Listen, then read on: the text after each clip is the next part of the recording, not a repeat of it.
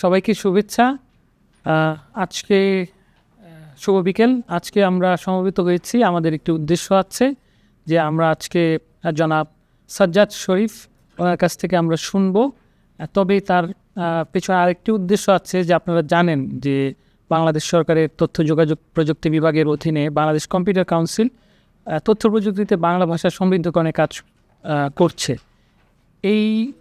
এরই অংশ হিসাবে আমরা প্রমিত স্টাইল গাইডের কাজ করছি, যেখানে প্রযুক্তিগত বিষয়গুলো যেগুলো কারিগরি বিষয় আছে সেগুলোর মান ভাষা বিশেষজ্ঞ অধ্যাপকবৃন্দ লেখকবৃন্দ তাদের কাছ থেকে আমরা ন্যাশনাল স্ট্যান্ডার্ড তৈরির অংশ হিসাবে আমরা বিভিন্ন মতামত নিয়ে থাকি।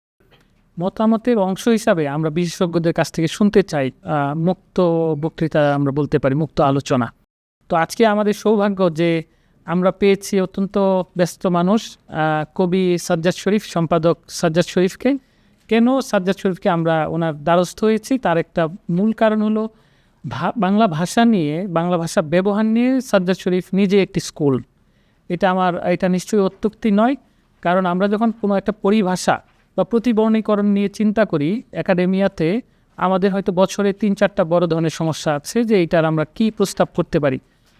কিন্তু প্রথম আলোর মতো পত্রিকার সঙ্গে প্রায় এবং অন্যান্য অংশ হিসাবেও যে প্রায় 3 দশক ধরে সাজ্জাদ ভাইকে প্রায় প্রতিদিনই অসংখ্য অজস্র সমস্যাকে ডিল করতে হয়েছে যে এটা আসলে কি পরিভাষা হিসাবে মুদ্রিত হবে। এবং সেখানে আমরা সাধারণত কোনো একটা সম্পাদনার কাজে 1-2 দিন সময় পাই, অথবা 7 দিনও সময় থাকে যেটা কি হতে পারে।